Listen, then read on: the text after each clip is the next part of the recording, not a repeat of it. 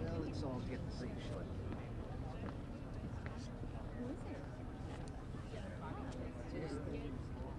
Yes, I will go with you. No problem.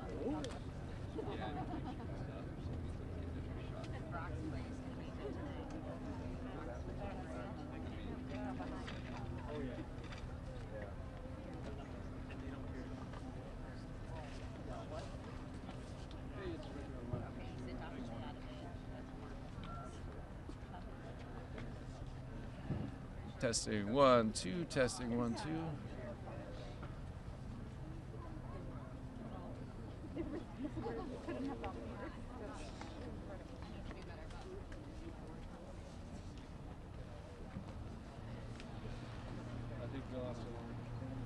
Good morning. Just doing surgery. What do you guys do? What do you mean? He's after cleaning the AirPods. My freaking boyfriend, after hearing me tell the story of some of the AirPods, took my AirPods to a grocery shopping. So I go in my bag this morning, and I'm like, why? This is so unnecessary. No, he wasn't working out. He was No. I am not about defending him. We are not defending him. Oh, yeah. You guys are...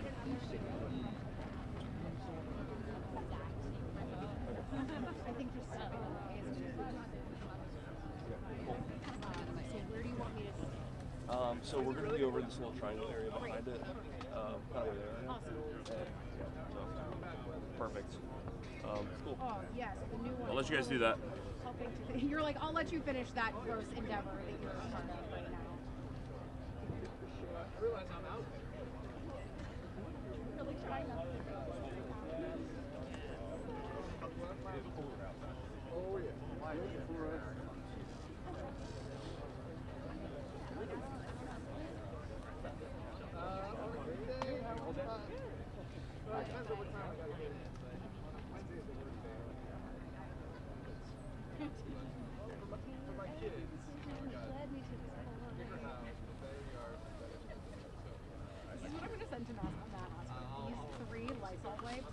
And just show him that this is what the crime shows do. But I'm compensated. The answer, I just want to be clear. No, I know, and I think that's the lesson that I learned at this point. I think stop if people don't have anything. People don't have things. And also, like, the idea that none of these other correspondents, the idea that none of that.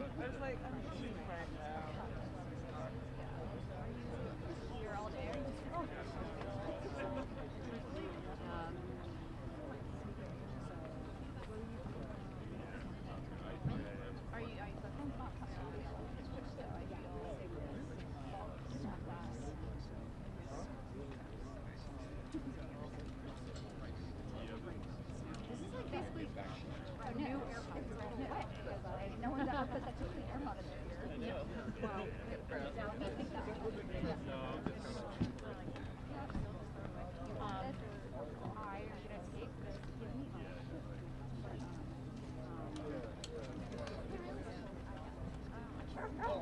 if it's happening. I'll text you.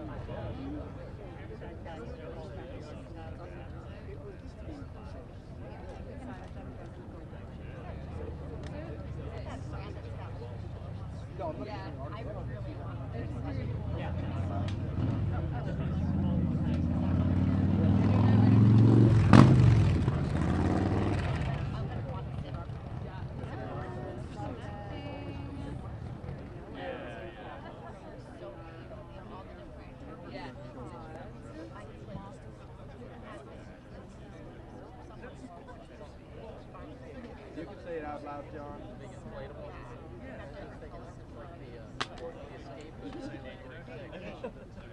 It's all fogged up.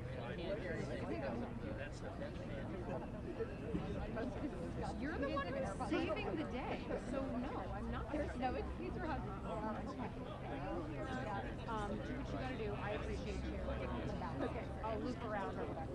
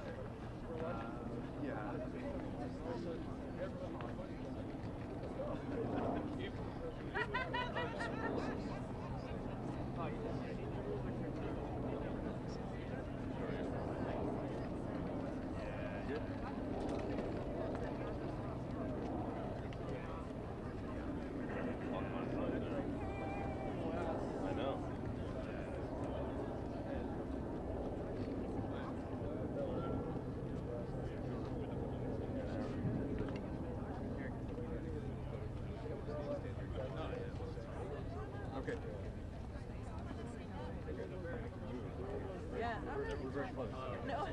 I'm saying tomorrow. Good. He goes leaving tomorrow. Oh, okay. Okay. Oh, yeah. Okay. Enjoy that 2 a.m. race. Yeah. On at 8 their time. You realize you're in their time. I know. Yeah. It's a worldwide sport. Time doesn't matter.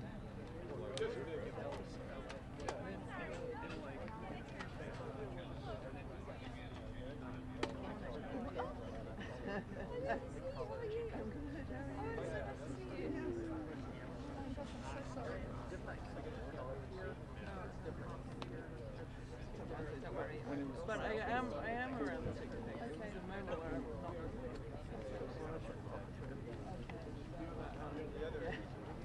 Okay. That's always funny.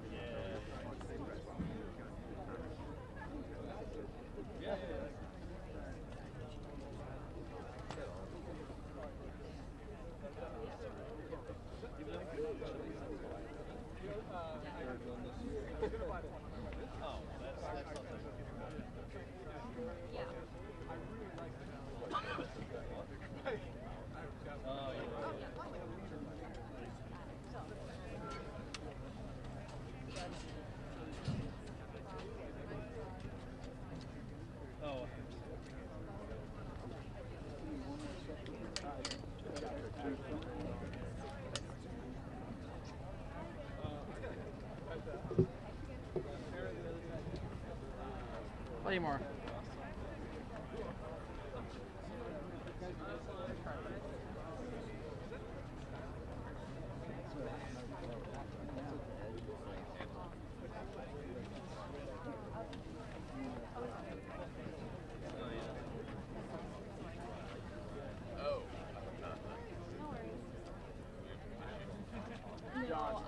Rebecca.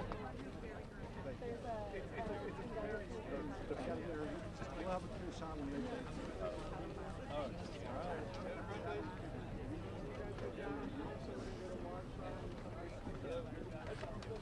Bill.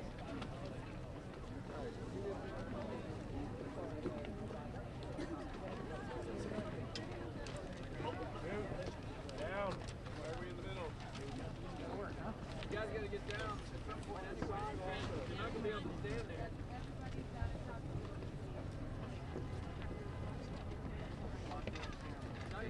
Hey, the camera's behind you. Gee, I would have never thought of it.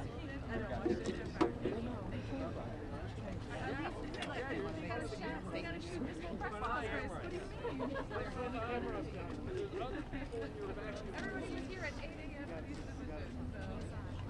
I need to get this on.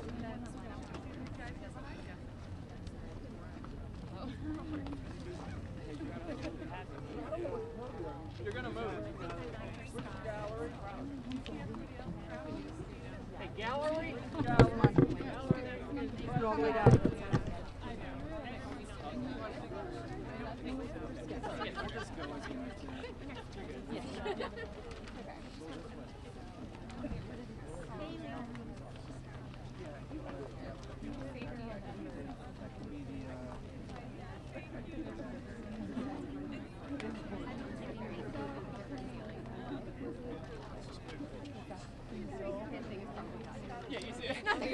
Not the crowd.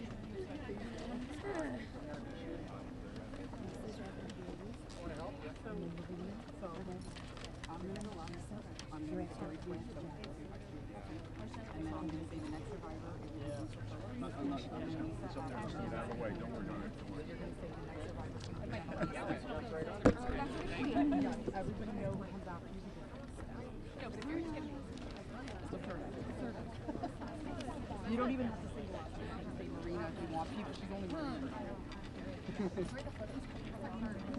No, it's a very beautiful.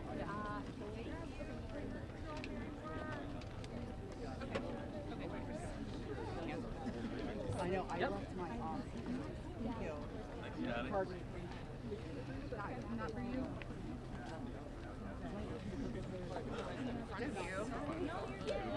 In front of you. I can't wait till I love you so much. I couldn't read off my phone because my mouth was so small at the time. No, that's exactly the same. How are y'all? Writing a speech at work. Wanted to try something new and different. Hi, how are you? Can I hug you? Thank you so much for all that you're doing. Thank you for everything you've been doing. Thank you. I appreciate it. Thank you. Hi. Do you want to speak or do you want to? It's up to you. Just what is it? Gabby has 2 minutes. Yeah, good. Yeah, that'd be Good. great. Okay, I appreciate great. it, Rose. Thank you.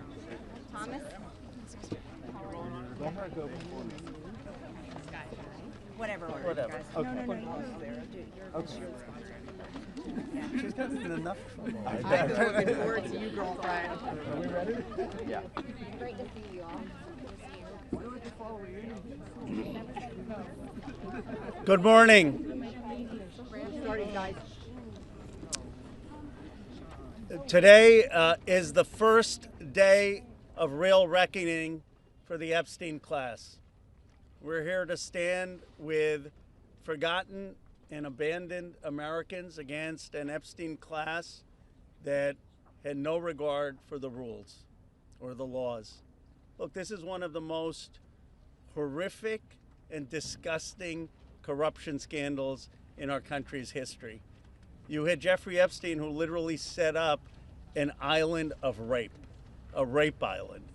And you had rich and powerful men, some of the richest people in the world, who thought that they could hang out with bankers, buy off politicians, and abuse and rape America's girls with no consequence.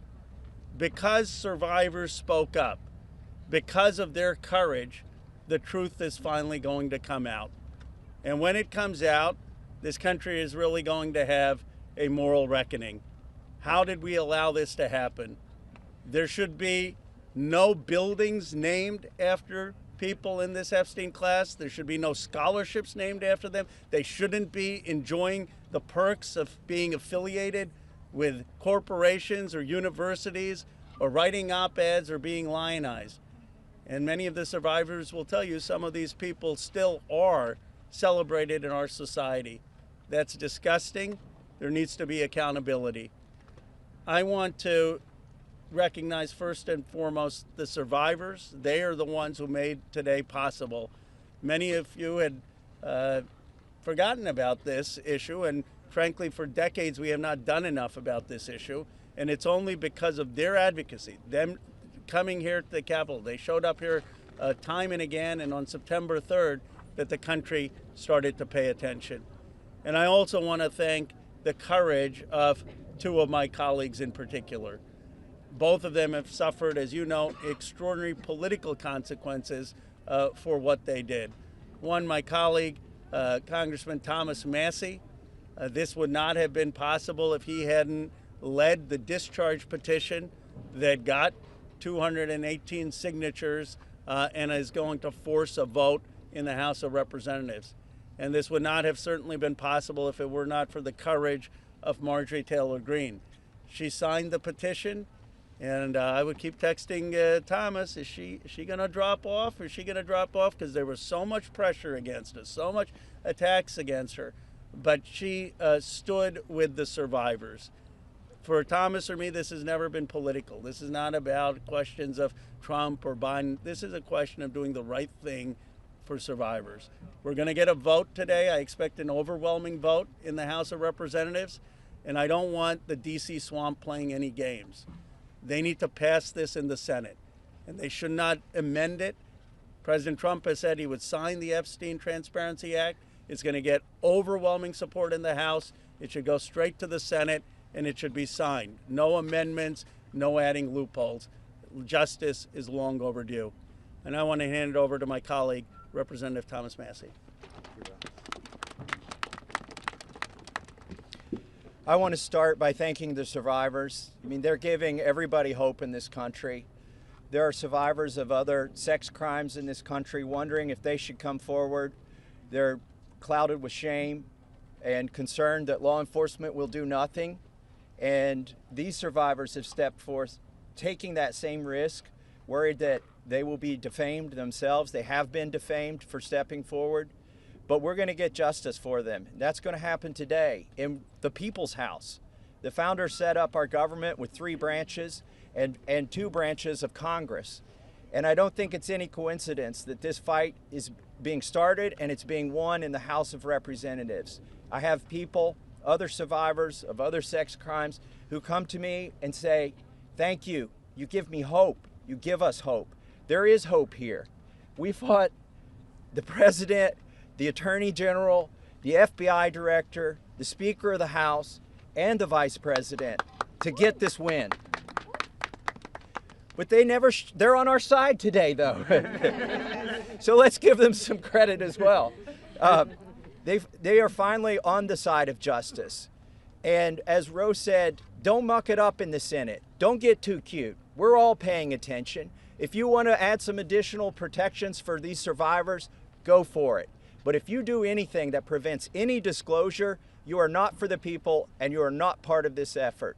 Do not muck it up in the Senate. So with that, I just want to say I am hopeful too. I didn't know that we would succeed when Ro and I started this effort. Most discharge petitions never make it, maybe only 4%. So we had long odds. But we had some brave women on the Republican side. My colleague Marjorie Taylor Greene is one of them who's here with us today. You cannot even imagine the consequences that they have suffered. My colleague Lauren Boebert and my colleague Nancy Mace, they stood so strong. They put their names on a document in here, and then they were pressured in ways that you cannot even imagine, and they stood strong. And that's why we're here today. And they didn't take us seriously over at the executive branch or in the Senate, because they always thought they could flip one of these women. They could convince them or cajole them or intimidate them into taking their names off of this petition. But they did not succeed. This is a victory for those women and women all over the country today, and I'm just glad to be a part of it. With that, I want to introduce my colleague, Marjorie Taylor Greene. Yes, Marjorie. Thank you, Thomas. Thank you, Ro. I woke up this morning and I turned to my weather app to check the temperature, and it was 32 degrees. And my first thought was, hell has froze over. I want to speak goodness and love and hope into the women standing behind me and all of the other survivors whose names you don't even know, but stand with these women. They are survivors, and they are strong, and they are courageous, and they are daughters of God. They are not victims. These women have fought the most horrific fight that no woman should have to fight, and they did it by banding together and never giving up. And that's what we did by fighting so hard against the most powerful people in the world, even the President of the United States, in order to make this vote happen today. I was called a traitor by a man that I fought for 6 years for. And I gave him my loyalty for free. I won my first election without his endorsement, beating 8 men in a primary. And I've never owed him anything, but I fought for him for the policies and for America first. And he called me a traitor for standing with these women and refusing to take my name off the discharge petition. Let me tell you what a traitor is. A traitor is an American that serves foreign countries and themselves. A patriot is an American that serves the United States of America and Americans like the women standing behind me. And I want to tell you that this only became possible today because the American people whom we serve as representatives here in Congress demanded that this vote happen, and they put more pressure on every single elected politician in this city than has ever been put on them. And today you are going to see probably a unanimous vote in the House to release the Epstein Files. But the real fight will happen after that. While I want to see every single name released so that these women don't have to live in fear and intimidation, which is something I've had a small taste of in just the past few days, just a small taste. They've been living it for years. But the real test will be, will the Department of Justice release the files? Or will it all remain tied up in investigations? Will the CIA release the files? Will a judge in New York release the information? That's information that needs to come out. And will the list of names that these women privately hold, and they hold it because of their fear in their heart of what would happen to them if they release it on their own, will that list of names come out? That's the real test. So I want to thank Thomas Massie and Khanna for your bravery in doing something that is much needed in America, crossing the political aisle that has become bigger than the Grand Canyon in America. But these men crossed that aisle on behalf of these women. And that is more of what is needed today in America than ever in our history. So thank you so much. Who's next? Ro, I'll let you introduce. Thank you. Thank you. Thank you. Thank you, Marjorie, Representative Greene, for your courage and your words. Before I introduce our survivors, I just want to say that they will make their statements, and then you can ask questions of Representative Massie, myself, or Representative Greene, but we do not want people asking questions and cross-examining the survivors. They're here to tell their stories, and they should be heard by the American people with respect. Of course, Congressman Massie, myself, and Congresswoman Greene would be happy to answer questions after that. With that, let me introduce the survivor who's helped organize a lot of this, and will be telling her own story and introducing the other survivors. Haley Robson, thank you for your courage and leadership. Absolutely, thank you. Oh, good morning. It's a little chilly coming from Florida, not used to it. I want everybody to take a look. I know everybody sees us today as grown adults, but we are fighting for the children that were abandoned and left behind in the reckoning. This is who you're fighting for. This is who Congress is fighting for. This is who the House of Representatives are fighting for, and hopefully the Senate will fight for us too. I want to kick this off right, and I want to address Marjorie Taylor Greene, Thomas Massie, and Khanna. I want to express my gratitude for all three of you, and I know, Khanna, we spoke earlier. This is an incredible thing that I'm watching as a Republican, and this is non-political, but for you to go against your own party and to be ostracized, there's no place for political violence, there's no place for intimidation, and I can say firsthand, stepping out against Epstein and his crimes against children, we have all experienced that ourselves. So for you to knowingly put yourselves at risk and put your career at risk is unbelievable to watch, and we are so grateful. I also want to make a proposition for Marjorie Taylor Greene, because you've been an advocate for this. If you decide to read those names on the House floor for immunity, I will be more than happy, no security needed. I will stand beside you. I will hold your hand. I will hold your coat in solidarity with you. And on top of that, I did talk to Jayapal, who said she would be more than happy to read those names too on the floor with all of us. It's time that we put the political agendas and party affiliations to the side. This is a human issue. This is about children. There is no place in society for exploitation, sexual crimes, or exploitation of women in society. There's no room for it, guys. We're not having it. And to the President of the United States of America, who is not here today, I want to send a clear message to you. While I do understand that your position has changed on the Epstein Files, and I'm grateful that you have pledged to sign this bill, I can't help to be skeptical of what the agenda is. So, with that being said, I want to relay this message to you.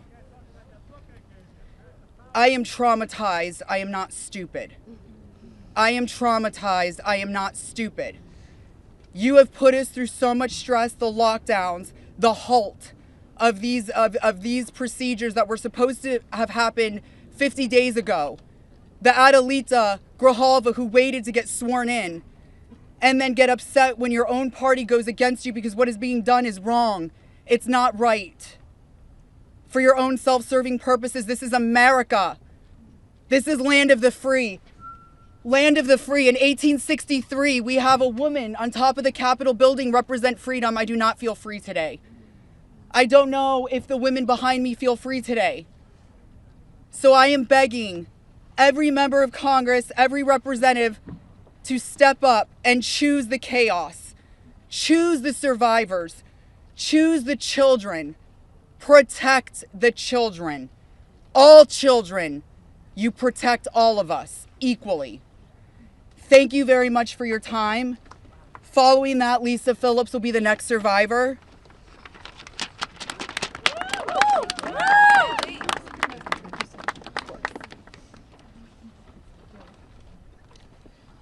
Good morning. My name is Lisa Phillips.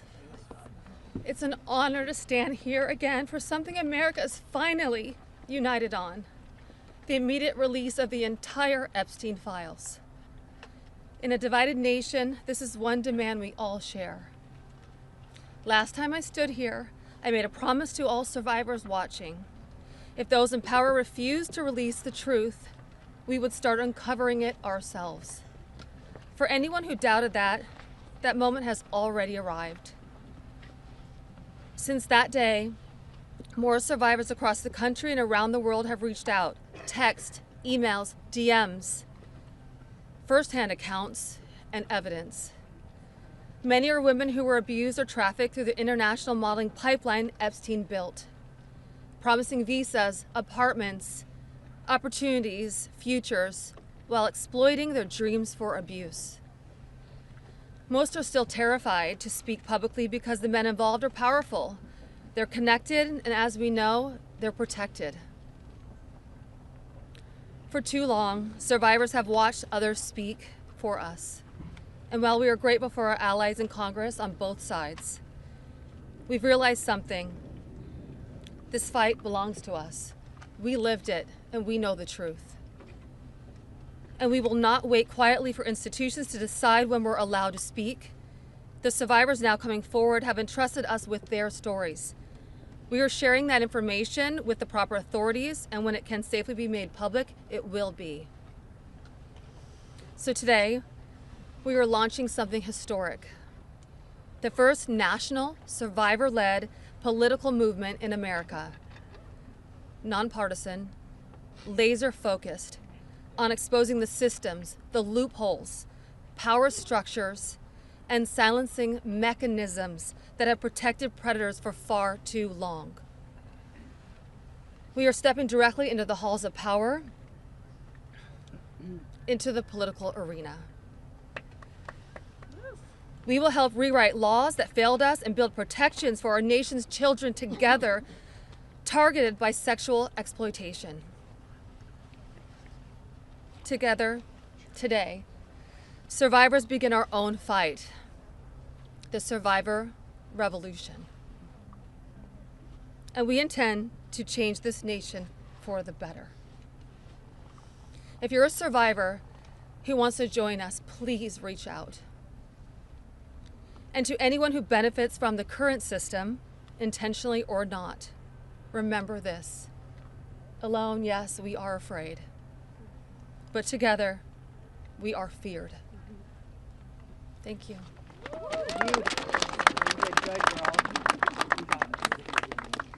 Hello, everybody. I am Jenna Lisa Jones, and just as Haley, I would just like to give a little reminder that this was me at 14 years old. I was a child. I was in 9th grade. I was hopeful for life and what the future had held for me. He stole a lot from me at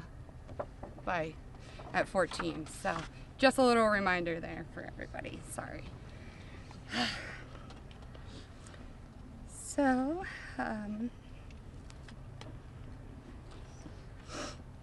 I just want to start out by saying thank you for all of you for being here today. I want to start by expressing my deepest gratitude to the members of Congress who have stood with us, the survivors, in demanding the transparency and justice. Your support is a signal that this institution can still serve the American people.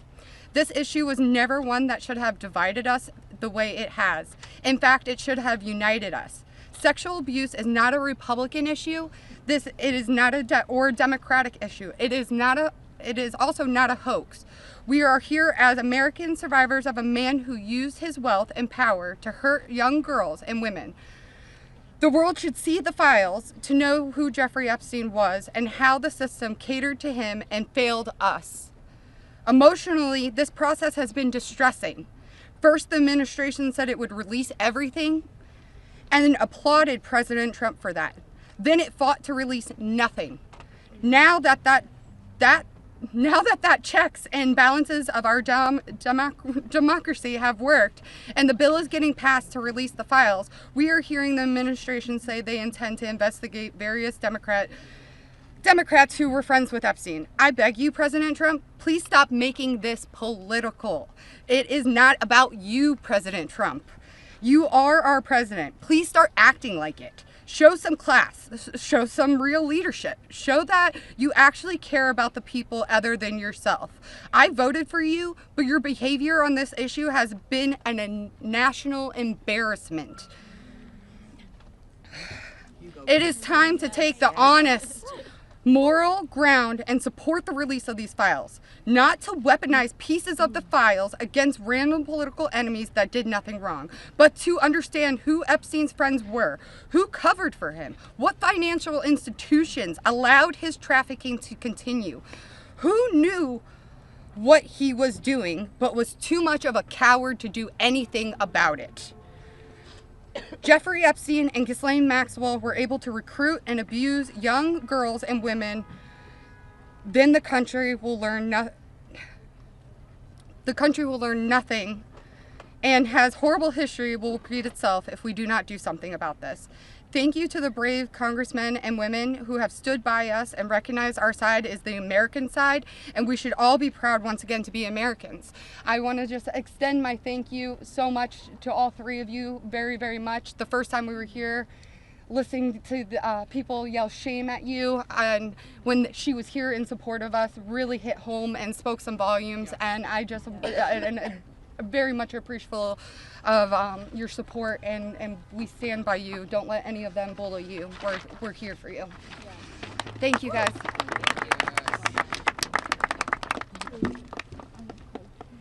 Wow. Good morning, everyone. Thank you all so much for coming together today and taking the time to listen to us. Your presence means the world, and it shows commitment to understanding and supporting survivors and Americans. I stand before you today with a heavy heart.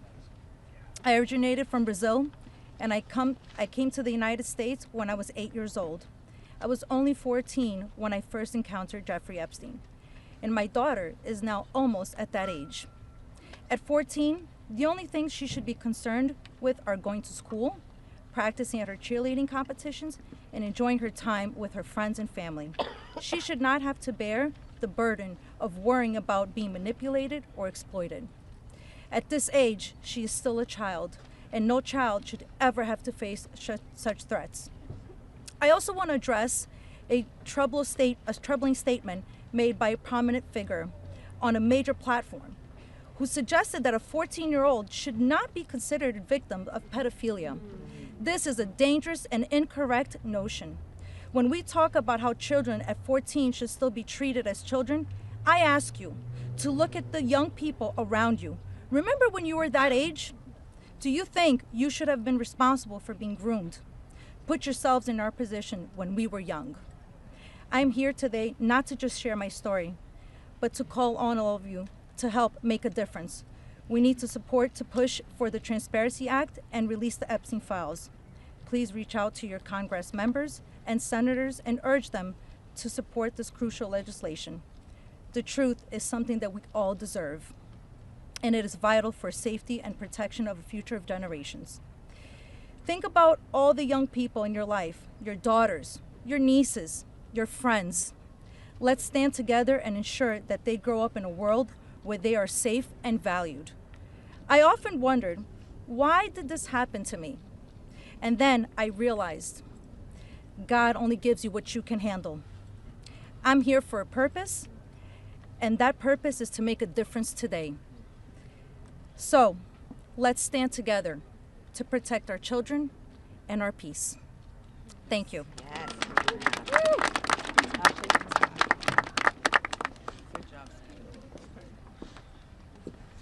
Good morning. I want to say a few things before I begin.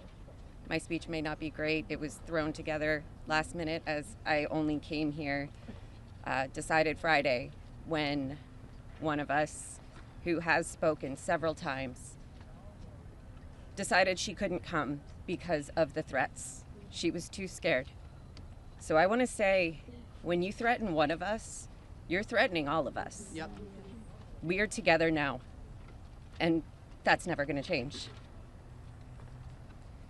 This is me at 16 when I met Jeffrey Epstein. Now I'll start. It is an honor to stand here before the American people. However, I shouldn't have to stand here at all. I'm here because as a child, I was pulled into Jeffrey Epstein's world, a world built on exploitation and manipulation of innocence and the protection of powerful men and women who believed that they were untouchable. Today, we'd rather be preparing for the holidays. We'd rather be at home with our families, baking with our children and decorating the Christmas tree as we try to move past this horrific moment that has impacted our entire adult lives. However, that's not possible because it's become something it should have never been, political and sensationalized. The truth is simple. We were victimized as children and failed repeatedly by the very system that was supposed to protect us. That's why we stand here today, to demand justice and accountability, not just for Epstein and his crimes, but for every predator and every enabler who participates in or protects abusers.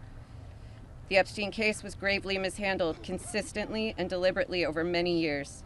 Epstein could have been stopped decades ago, but instead he was able to continue his abuse, even during his sweetheart deal, yes, with his ankle monitor on and beyond. A deal that protected him and silenced us. While I was a child fighting to survive what happened to us, federal prosecutors were negotiating ways to shield powerful adults. And the failures didn't stop there. Our civil cases were met with hostile judges and delay tactics, intimidation, and PR campaigns designed to smear us in the public eye. We were treated as problems to be managed instead of victims to be protected.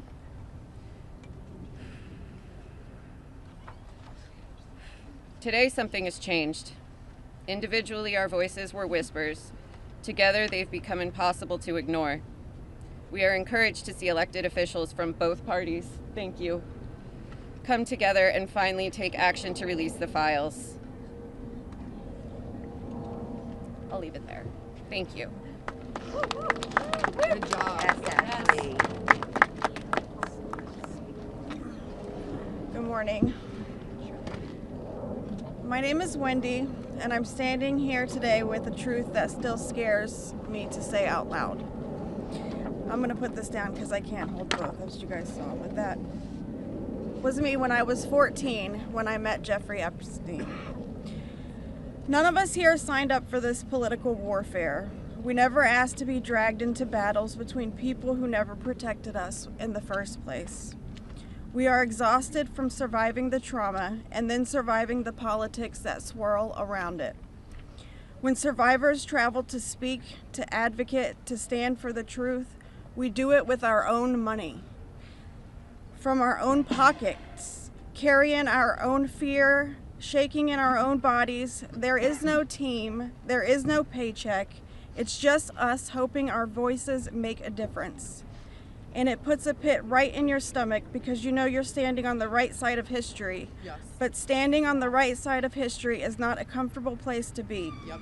It never has been. And in a sick, heartbreaking way, it's an honor to show up, an honor to speak here, and an honor to stand in light when the world tried to keep us in the dark. And what keeps me standing is, even with all this fear, I have a 14-year-old daughter myself, the same age I was. And when I look at her, I see the little girl I used to be, the one that no one protected. My greatest fear in this entire world is history repeating itself. And I will do anything, absolutely anything, to make sure that she has to never be one of these girls standing in front of a crowd like this today in her life. So today, from the safest and bravest places inside myself, I am asking Congress, please pass the bill.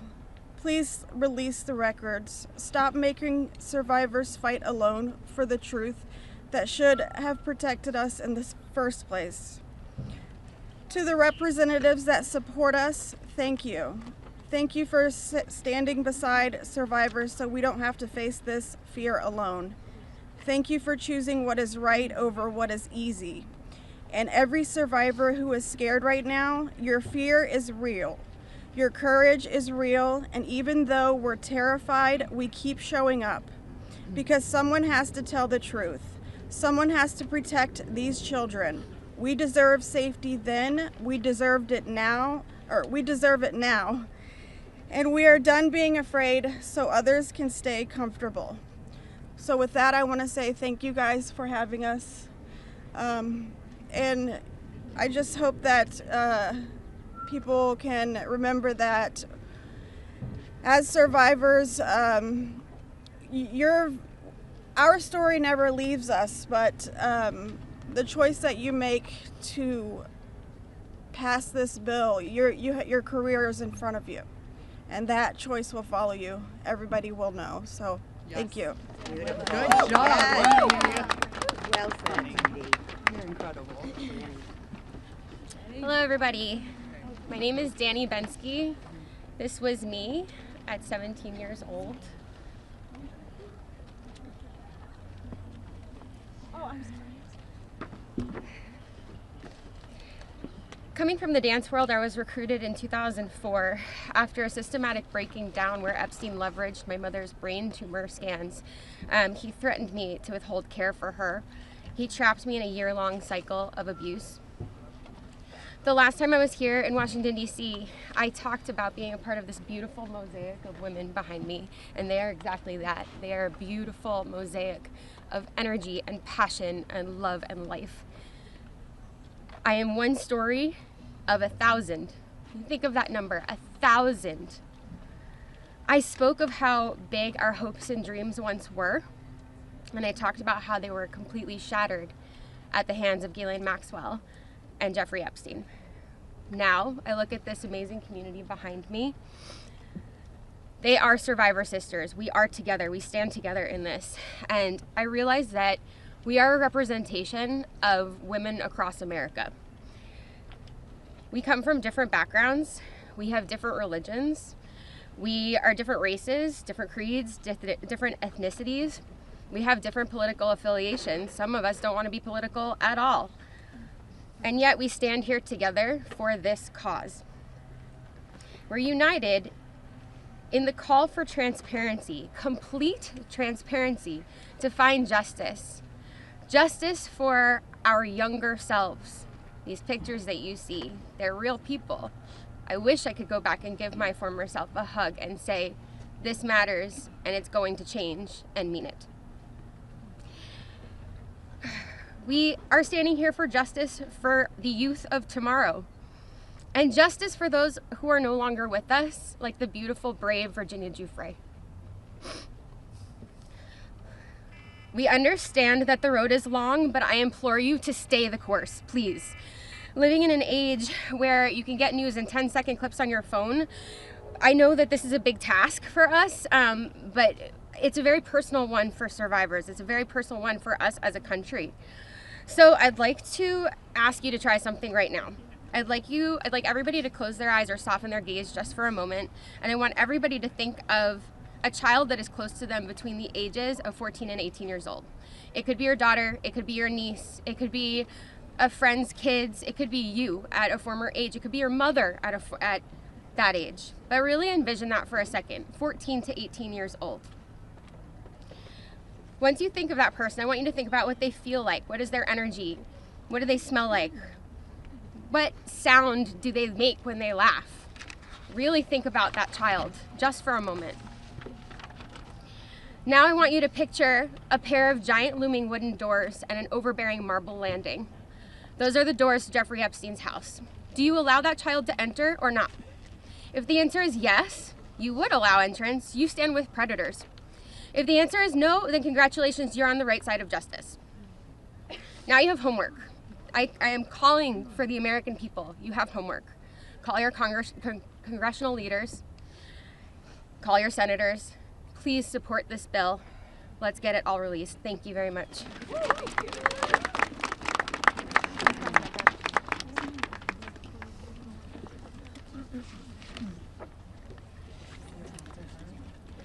Good morning.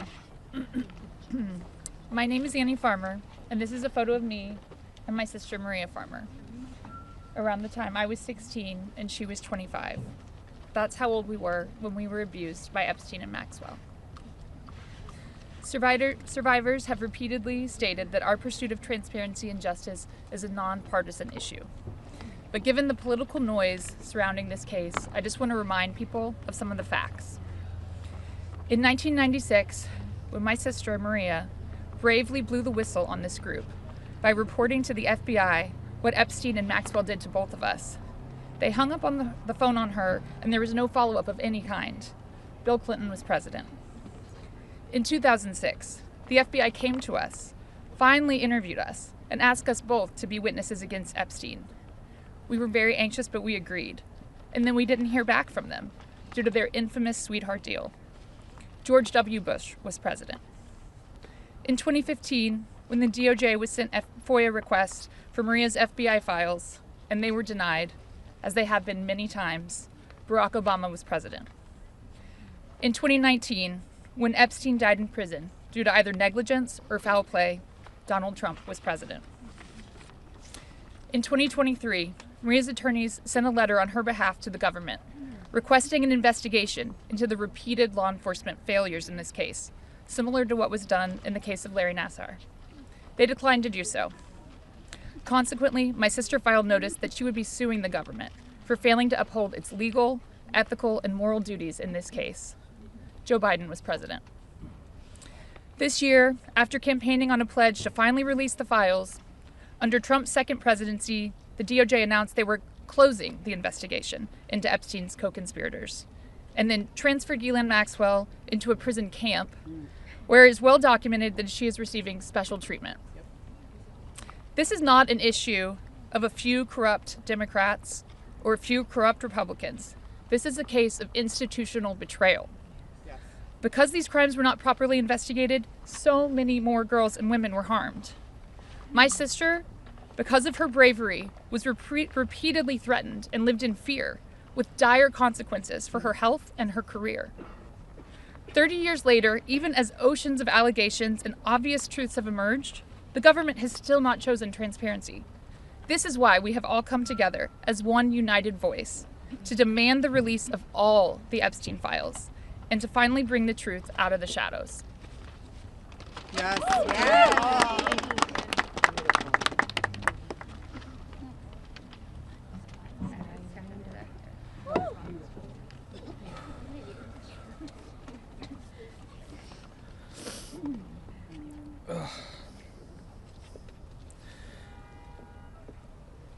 Ladies and gentlemen, esteemed members of Congress, and everyone gathered here today, I want to start by thanking the three of you. Thank you. It takes a lot of bravery to do what you're doing. We hear you. We see you. It means a lot for you to be here with us, and I know my sister would be incredibly proud. This is the moment she was fighting for and the moment that all survivors are fighting for, so thank you. My name is Sky Roberts, and I stand before you as the brother of Virginia Roberts Giuffre, a warrior, a mother, and a sister whose legacy will forever resonate in the hearts of those who understand the fight against injustice. Today, we find ourselves in a place of deep sorrow, shattered by the loss of our beloved sister. Yet, we are honored and privileged to carry her voice forward and continue her relentless fight alongside her fellow survivor sisters. Virginia's story is one that should have been filled with promise, but instead it became a harrowing tale of exploitation and survival. At just 16 years old, she took a job at Mar-a-Lago, believing she had secured a dream summer position. But that dream quickly morphed into a nightmare when Ghislaine Maxwell preyed upon her innocence. This isn't just the story of one girl, it's a story about the insidious nature of power and abuse, a dark chapter in our society that must be told. Virginia was no stranger to trauma. In her memoir, Nobody's Girl, she shares the painful truth that she had already suffered abuse at the hands of our father and a family friend. But what happened next was unfathomable. Epstein and Maxwell didn't just abuse her, they trafficked her to a network of the rich and powerful. Princes, prime ministers, politicians, financiers, and lawyers. These men committed unspeakable acts against her will, and against the will of countless survivors who stand united with us today. Virginia's strength was tested in many ways that most of us can hardly imagine. She was manipulated, coerced, and threatened, forced into complicity in her own devastation. She often spoke of psychological scars that ran deeper than the physical ones. From the start, she wrote, "They manipulated me into participating in behaviors that ate away at me, eroding my ability to comprehend reality and preventing me from defending myself. The most destructive wound they inflicted was that of forced complicity, a betrayal of self that was crafted by her abusers. But I stand here today to declare that their tactics of fear and intimidation did not work. Virginia's spirit could not be broken. She became a beacon of hope, a warrior, fighting not just for herself, but for every survivor who suffered in silence. She said, I felt it was my duty to stand up to predators like Epstein and Maxwell. I would put my neck on the line to make sure my daughter never has to go through what I had to endure. These survivors like Virginia have transformed into mothers and strong women, fierce in the face of adversity. Many of them have daughters the same age they were when they faced their own abuse. They are determined to break the cycle, to shatter the silence that has kept so many in the shadows. Virginia quoted in her memoir, "There I was, as the mother of 3 children. I felt it was my duty to stand up to predators like Epstein and Maxwell. I mentioned to Ellie in particular, her daughter, I would put my neck on the line to make sure she never has to go through what I had to go through. I said, joining Edward's CVRA case, what I would want somebody to do for my daughter or sister and friend. In the end, I said, I was just trying to do the right thing. That's what I felt like I'm doing," I said. "I'm making a small dent in this big world we live in."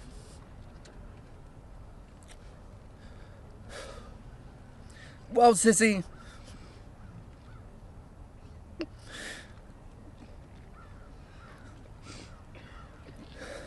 you didn't just make a small dent.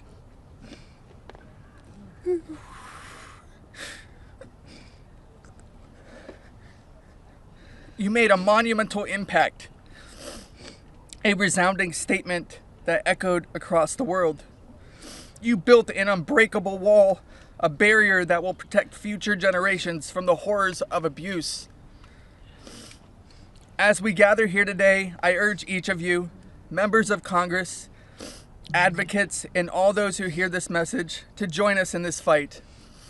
We demand justice, accountability, and support for survivors. And we keep getting asked this. What does justice mean, you ask?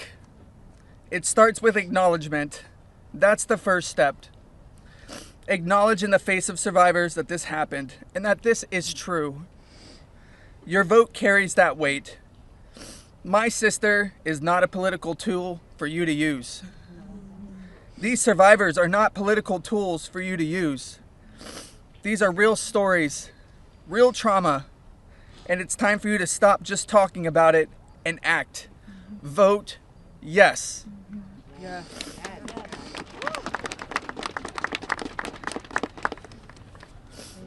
Virginia's legacy is not just hers.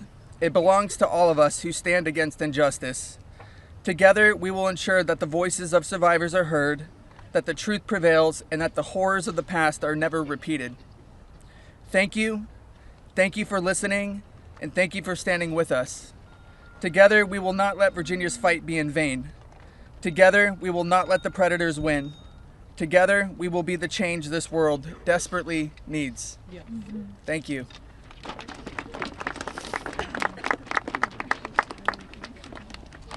was so beautiful.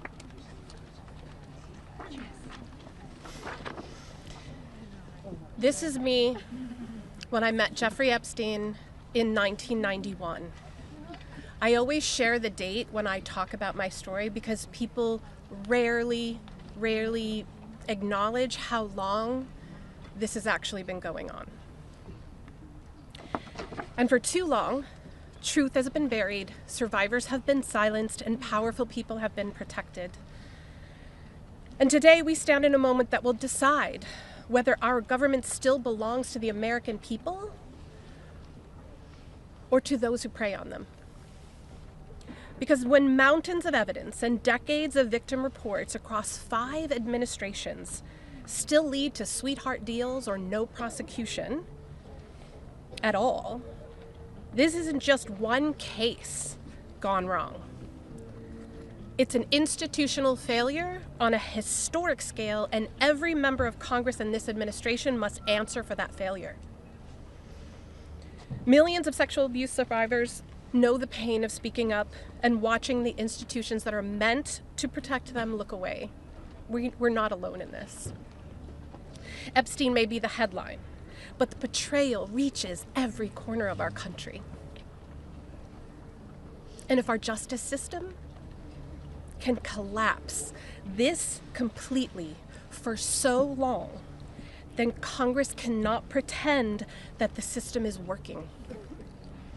Not for us, and not for the generations that will live with the consequences of what they choose now. One long overdue step towards repairing this damage is the Epstein Files Transparency Act. Because without transparency, there's no accountability.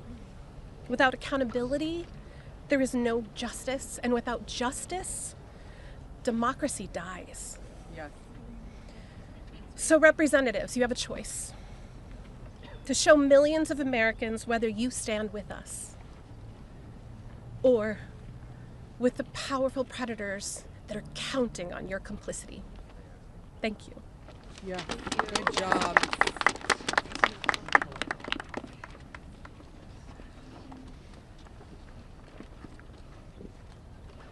Good morning. This is me. This was me. My name is Charlene Rochard, and I stand before you today not as a victim of rumor or conspiracy, but as a survivor of Jeffrey Epstein's abuse. Far too long, survivors like me have been dismissed, silenced, or told that our pain was exaggerated or fabricated. Let me be clear. This is not a hoax. Yes, it's not. What we endured was real, and it has scarred lives across 5 presidential administrations. The truth has been buried in sealed files and hidden records for far too long. The Epstein Files Transparency Act is not just about survivors. It's about America itself. How can we keep America great if the principles the nation was founded on, that power belongs to the people, is not protected? No one, no matter how wealthy and well-connected, stands above the law. If we cannot face the truth, then we betray the very ideals that defines us as a country. By passing this act, Congress has the chance to prove that truth matters more than privilege. Yes. That justice matters more than influence. And that America has the courage to confront even the most uncomfortable realities. This is not just about survivors. It's about every American who believes in accountability, fairness, and the promise of justice. I stand here today not only for myself, but for every survivor of Jeffrey Epstein's abuse who has carried this burden in silence, and for every citizen who believes that justice delayed is justice denied. Yeah. I want to thank Representatives Khanna and Thomas Massie for standing with us. Thank you. And I especially want to thank Representative Marjorie Taylor Greene. Her unwavering support, her courage to stand with us and demand transparency gives us strength. Thank you. It shows that this fight for accountability is bigger than politics. It's about humanity, justice, and truth. This is about America's future. It's about whether we, the people, will be heard when we have the courage to stand for truth and justice. Our voices are real. Our pain is real. And our demand for justice will not be silenced. Thank you. Amen. Yes. Girl, Charlene. Hello. Good for you, girl. You did amazing. My name is Laura Bloom McGee. This is my first time speaking publicly about my abuse.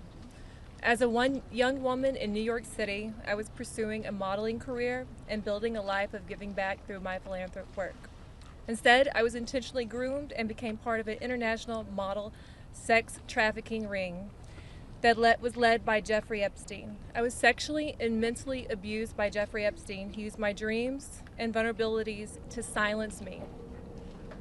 Today, I am here to break that silence. Sex trafficking and sexual abuse are crimes against human beings, not political talking points. For too long, Epstein's abuse was an open secret, with his network remained protected. Evil thrives in darkness. We must shine a light on every corner where it hides. Nothing should be off limits in the search for truth. Please vote that everything in the files be released. Let investigations proceed without obstruction. Demand oversight and deliver justice. The government must never side with predators.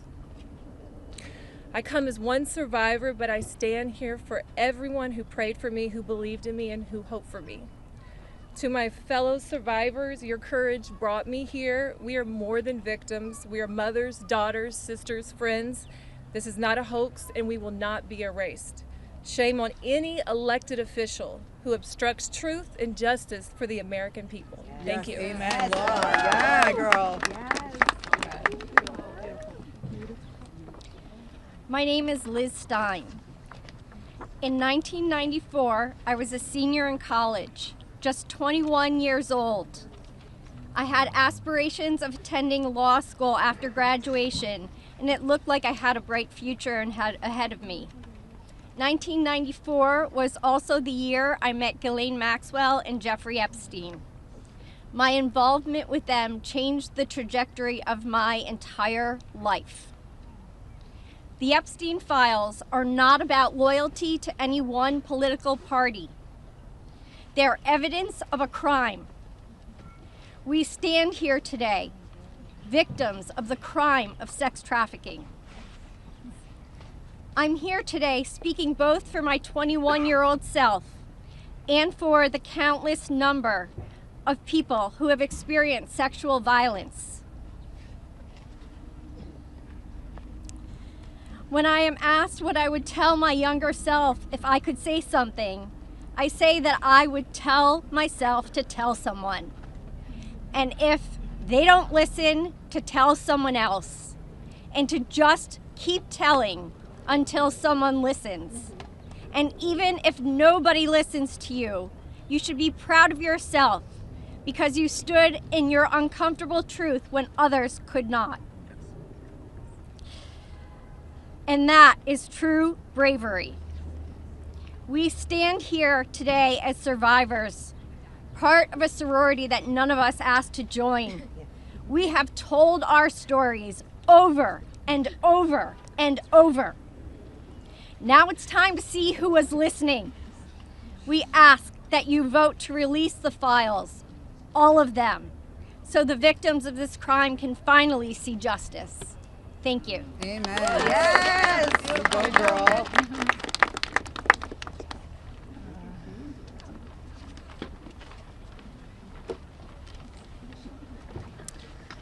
Well, hello, everyone, and I want to first say thank you for your ongoing leadership. I know it must not be easy thing to do, much like it's not easy for us to be doing this, so I guess we're in this together, so thank you so much. I feel like our courage has, we're reflecting, mirroring courage, because that's what it takes to do this, right? So this was me at 22 years old. I was not a child, technically, very young adult. And I imagine most of you here can relate to the mindset and to be 22 years old. So today is a good day, and I thank God for that. It's widely and undeniably clear that our current political climate is quite rigid and seemingly at war with one another. This sets a stage. This sets a stage for voices, survivor voices, to get spoken over and drowned out by the political darts whizzing by. Not today, though. Today, our truth and our power have steadily risen up. We are at the peak. Our voices prevail today. Our voices initiated the coming together of both political parties. That's pretty big, I think. Republicans and Democrats, we all stand together today. We all stand together for justice, and we must continue to do so to protect the integrity of our country and our democracy. Truth and justice must prevail. The children today are those that will lead this nation one day. Think about that. What does that mean to each of you? If anyone doubts that this does not directly contribute to the fate of our country and democracy, I challenge you and I urge you to think again. Our voices are a fundamental pillar of future generations.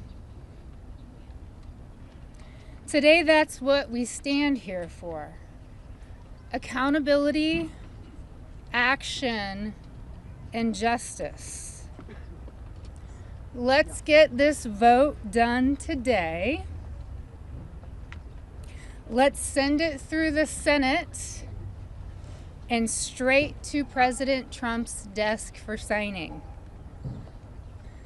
I'd like to be there that day that he signs. I'm sure all of us would like to be there. Today is a good day, and let's keep moving forward. Thank you so much. I just want to give you a hug. Okay. Hey guys, we're actually pressed for time, so we are not going to be taking questions going further. I bring back Khanna. He's going to do our closing conversation and comments. Well, thank you, Haley. Teresa is right. It's pretty big what the survivors have accomplished today. And I just want to say how eloquent, strong, and admirable they were. Let's give them a round of applause for their courage. Thomas and Marjorie and I will take a few questions from people. Go ahead. Is basically right now calling on the Senate to make revisions to this bill because he says it doesn't adequately protect the survivors, the victims that are standing behind you. Your response to that? That's been a red herring all along. The survivors have always been in favor of this legislation, and there's a provision in there you can read, if you would just read it, that protects them. Now, if he wants to offer more protections in the Senate, That's fine with us, but here's the problem. Now we have to vote on it again in the House. And so, as you heard, justice delayed is justice denied. It could be just another delay tactic. But we want to... Is that what you think? That's the motivation from the Speaker? I think the Speaker wants to save face. He's going to vote for a piece of legislation today that he's disparaged for 4 months. And however he needs to come on board, we want him on board. So we appreciate that. It's a long fight, isn't it? You don't actually need legislation. Go ahead. Go ahead. I wonder, what do you say today to Andrew Mountbatten-Windsor, the man formerly known as Prince Andrew? Well, you know, there's becoming a reckoning in Britain that needs to happen in the United States. A prince lost his title. The ambassador to the United States lost his job. We need to see those same kind of consequences here. As my colleague Rose said, there shouldn't be buildings named after these perpetrators of these heinous crimes. There shouldn't be scholarships named after them. And there needs to be accounting. We've seen tens of thousands of pages released by the Oversight Committee. What we've not seen is a single name. So I implore you to look and see if we have true justice and transparency in here. And the survivors will know when that has happened. And I do think that Prince Andrew does need to come and testify at our Oversight Committee, and that can be bipartisan. But I share Thomas's view that the urgency that the British people have shown in getting justice needs to inspire an urgency here in America. You don't need legislation. You don't need legislation. Go ahead. You don't need legislation to get the files released. President Trump could just release them today. Well, Is that frustrating for you? Why isn't he doing that? And also, did you ask him to be here today? It's a really powerful moment, this. Look, I'll let my colleague speak. I hope the president meets the survivors. And I hope when he signs the bill, the survivors are there. I don't care if I'm there, Thomas Massie is there, Representative Greene's there, but the survivors should be there. Need it to but I hope he meets them, because I think if anyone who meets them and sees their emotion will be moved.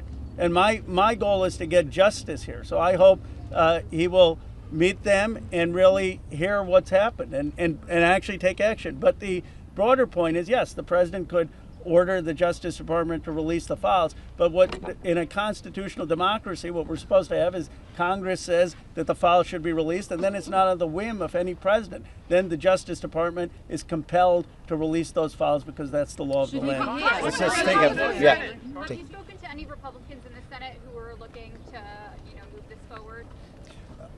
So Senator Merkley is a Democrat. He's led the exact same legislation that Roe and I introduced in the House. One Republican co-sponsored his bill yesterday, and I have spoken to at least one more who says they will co-sponsor. The important thing about the Senate is that they need not to muck this bill up. There's a lot of attention on here. We've needlessly spent 4 months dragging this out. A duly elected representative, was denied her seat in Congress for 49 days, and it's time to pull the Band-Aid off. The Senate, it may be tempting for them to get cute and to do things that will limit the release of these documents. They are afraid that people will be embarrassed. Well, that's the whole point here. They need to be brought to justice, and embarrassment is no reason to stop it. So the Senate, John Thune, it's up to him. He needs to bring this to the floor of the Senate. And I think the vote today will show that in the House. And the president, look, the president has said he would sign the bill. You're going to get almost a unanimous vote here. So you have the president and a unanimous Congress believing that this protects the survivors and is calling for the release. There's no reason for the Senate now to, as Representative Massie puts it, muck around with it. They need to put it up, have a vote, have the president sign it. If there's any further protections, they can do that through the DOJ process. But what they should not do is delay a vote on a bill that the House is going to vote overwhelmingly for and that the president supports. On the release of these files, Congresswoman Greene, you raised the question of whether or not the Justice Department will actually release these files. Do you take the president at his word when he says he's going to sign this bill, and do you have confidence that these files will actually be released? I only take people's actions seriously, no longer words. And what do you think the president's actions? And I'll tell you, because I wasn't a Johnny-come-lately to the MAGA train. I was day one 2015, and And there's a big difference in those Americans and those that decided to support President Trump later on. And I'll tell you right now, this has been one of the most destructive things to MAGA, is watching the man that we supported early on, 3 elections, for people that stood hours, slept in their cars to go to rallies,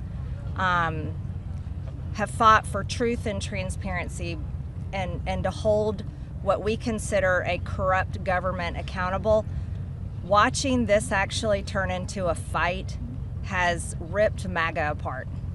And the only thing that will speak to the powerful, courageous women behind me is when action is actually taken to release these files, and the American people won't tolerate any other bullshit. That's where we are today. Thank you. Go ahead. 2 more questions and then we're around all day. Is this a watershed? How would you sum up today in terms of your battle to get to the truth?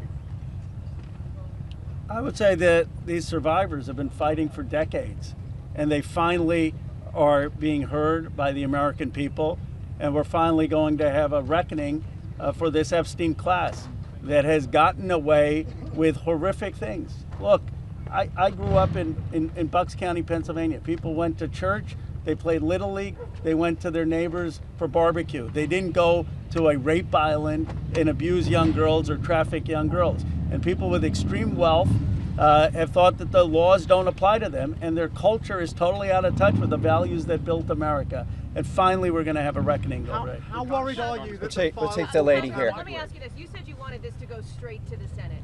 What message does it send to the survivors behind you if the Senate doesn't act quickly to move this bill forward? Well, they're not here. They're not going to answer questions, so I'll answer a question. I prefer, actually, it goes straight to the president. He can release these files without the Senate acting. Sometimes they take a long time to get things done. The House figured out a way to take 4 months to get this done. I think it's disrespectful to the survivors if they delay this. There's nothing more important than cleaning out the rot in this country.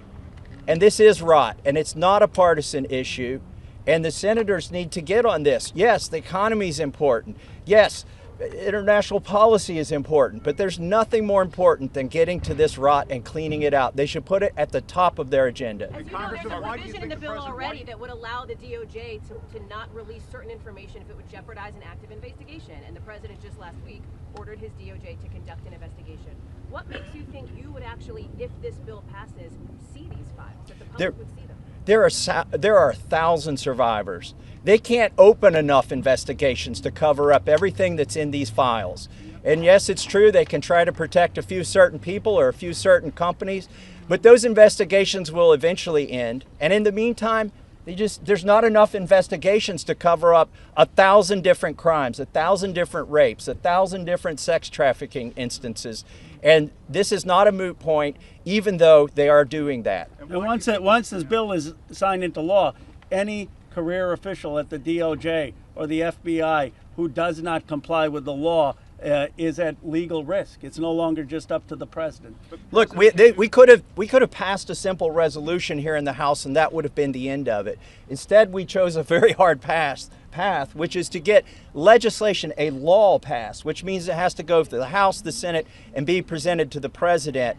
And that will have the force of law. They will be breaking the law if they do not release these files. Thank you very much. The president has fought so hard. Last question, and then release of these files. Why do you think he has fought so hard? If he could do it now, why hasn't he done it now? I believe he's trying to protect friends and donors. And by the way, these aren't necessarily Republicans. Once you get to $1 billion, you transcend parties. You just assume you can pay off whatever party is in charge of the White House, whatever party is in charge of the House of Representatives. And this is about those kinds of people. I think he's been trying to protect them. And I think it also incriminates our own government. This is a complete and total failure of the justice system, as the survivors have witnessed here today to us. It incriminates the FBI. It incriminates our intelligence agencies. It incriminates police departments in West Palm Beach. And that's what has been protected by this, either willfully or unknowingly, and it's time to end it. And I would agree with Representative Marjorie Taylor Greene that what matters now is just the action. I don't speculate on what politicians' motives are or what's in their heart. The point is the American people have spoken, Congress has spoken, release the files. It's time for justice. Thank you very much. Thank you. Yes. Thank you. Thank you.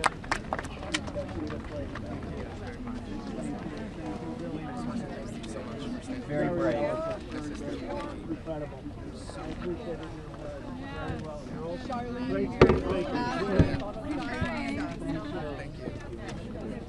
Said bullshit on TV the other day, and I love that you just said bullshit. I was like,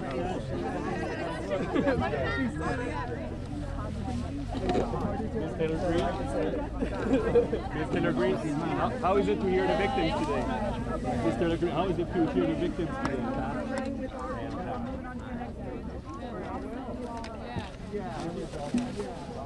Ms. Taylor Greene? Okay, let's see Marjorie. Thank you so much. Yeah, because you're thank you. You're with us. You're with us, right? We're late. Yeah, we got it.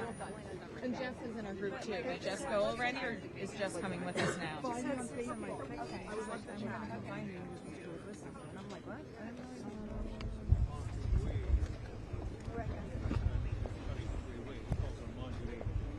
Traitor. Arm is like, oh, it's okay. Oops, I'm about to trip and fall. Representative Massie, how do you feel hearing a victim today? Yeah, my business. Hey, get Thomas Massie. Massie, did you speak with him? We're just keeping this one. Yeah. What were you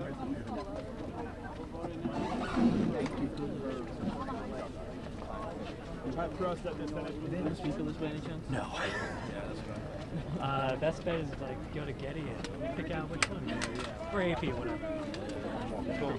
Yeah. Okay. I'll see you.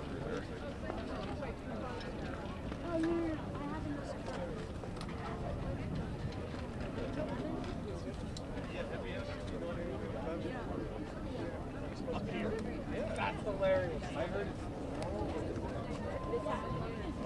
Wait, they're gonna have an like say anything against you. That's a